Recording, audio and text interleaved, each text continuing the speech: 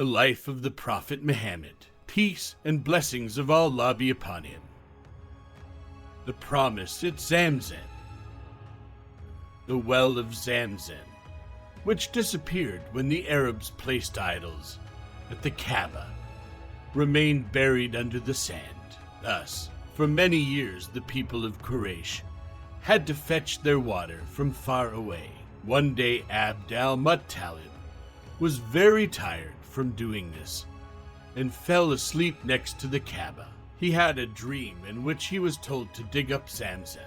When he woke up, he was puzzled because he did not know what Zamzam was, the well having disappeared many years before he was born. The next day he had the same dream, but this time he was told where to find the well. Abd al-Muttalib had one son at that time, and together they began to dig.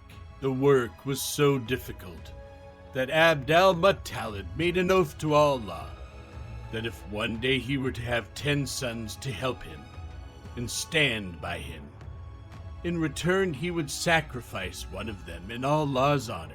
After working for 3 days, they finally found the well of Zamzam.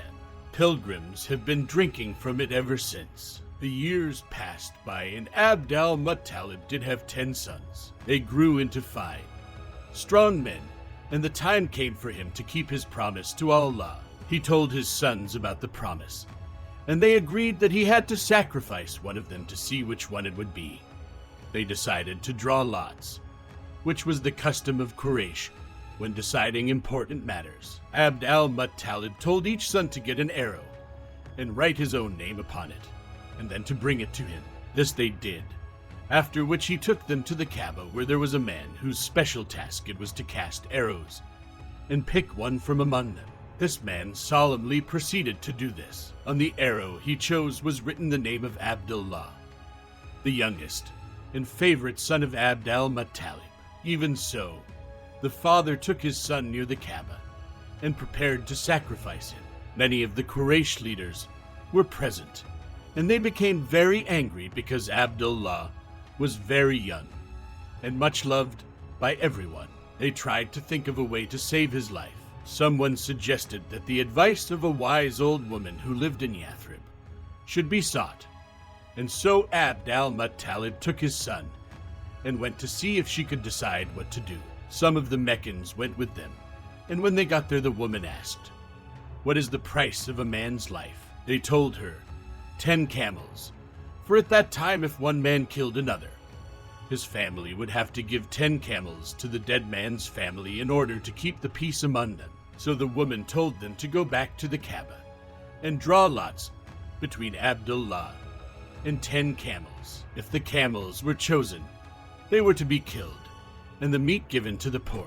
If Abdullah was picked, then 10 more camels were to be added, and the lots drawn again and again until they finally fell on the camels. Abd al-Muttalib returned to the Kaaba with his son and the people of Mecca. There they started to draw lots between Abdullah and the camels, starting with 10 camels. Abd al-Muttalib prayed to Allah to spare his son, and everyone waited in silence for the result. The choice fell on Abdullah, so his father added 10 more camels. Again the choice fell on Abdullah, so they did the same thing again and again, adding 10 camels each time. Finally they reached 100 camels, and only then did the lot fall on the camels. Abdullah was saved and everyone was very happy. Abd al-Muttalib, however, wanted to make sure that this was the true result, so he repeated the draw 3 times, and each time it fell on the camels. He then gave thanks to Allah that he had spared Abdullah's life. The camels were sacrificed, and there was enough food for the entire city, even the animals and birds. Abdullah grew up to be a handsome young man, and his father eventually chose Amina, the daughter of Wahb, as a wife for him. It was a good match, for she was the finest of Quraysh women, and Abdullah the best of the men. He spent several months with his wife, but then he had to leave her and travel with one of the caravans to trade with Syria. On his way back to Mecca from Syria, Abdullah became ill and had to stop off in Yathrib to recover. The caravan, however, continued on its way and arrived back in Mecca without him. On hearing of Abdullah's illness, Abd al-Muttalib sent another son, Al-Harith, to bring Abdullah back to Mecca. But he was too late.